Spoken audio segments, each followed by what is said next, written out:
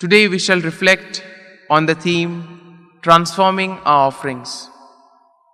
In our lives we see that when we share things, we can have a bigger impact. We see that with the social media, when things are shared, it goes like rapid wildfire. But also on a lower scale, if we see that if we share knowledge and resources in our day-to-day lives with those around us, then in a way we can also gain a lot more from the others, and we also learn ourselves.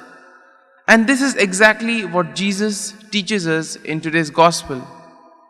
Now in the first reading we see that the apostles were ready to suffer for Jesus.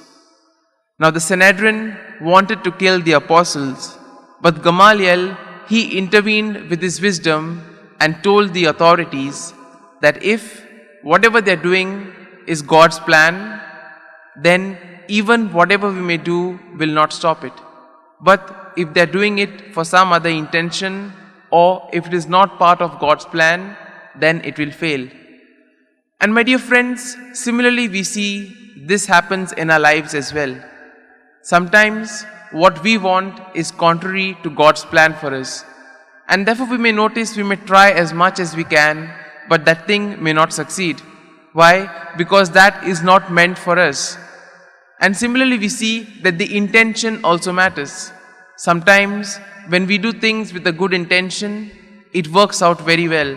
But sometimes if our intention is wicked, or if we are thinking of our own personal selves or personal gains, however hard we may try, we do not succeed. And this is exactly what the first reading emphasizes today.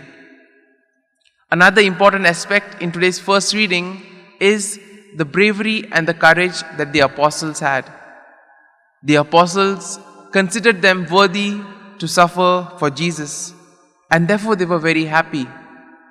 They also grew strong in their faith, and they were ready to give their lives for Him. And all this had happened because they had experienced the risen Lord and because they were filled with the Holy Spirit. And similarly we see in our lives as well, once we are filled with the Holy Spirit, once we are attentive to the working of the Spirit in our lives, we too will grow strong in our faith and will be ready to do anything in order to proclaim the kingdom of God.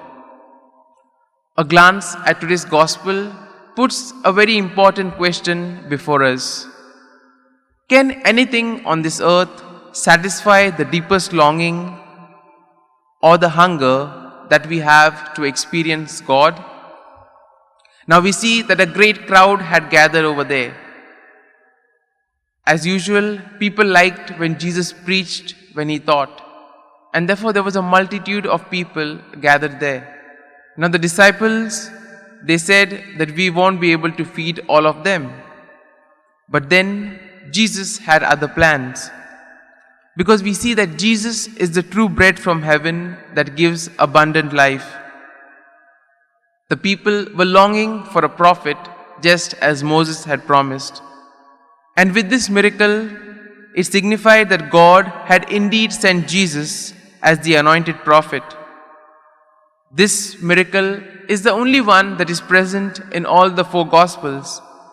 And therefore we see that the miraculous feeding of such a great multitude pointed to how privileged the people were.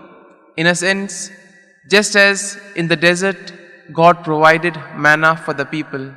Similarly here too, this was reminiscent of that experience. And therefore the food that makes us live forever is Jesus Christ. We see that Jesus says that He is the bread of heaven that can satisfy our deepest hunger, the hunger for spiritual need. And in this way we see that Jesus also, in a way, whatever He did by breaking the bread, giving thanks, giving it to His disciples in order to share it with others, also reminds us and prefigures of the superabundance of the Eucharistic celebration. And therefore, when we receive the Eucharist, when we receive the body of Christ, at that time we unite ourselves more intimately to Jesus. And then we see that Jesus takes something what we have and transform it. We see that the boy had just 5 loaves of barley and 2 fish. And Jesus took that and fed the multitude. Similarly, Jesus asks us to offer our talents. And He takes our talents, our gifts, in order to make us instruments of the kingdom of God so that we can touch the lives of many. And therefore, let us pray in a very special way that we may be able to surrender ourselves to God. And let us also pray for the gift of the Holy Spirit so that we may be encouraged and filled with this grace in order to do much more for the kingdom of God.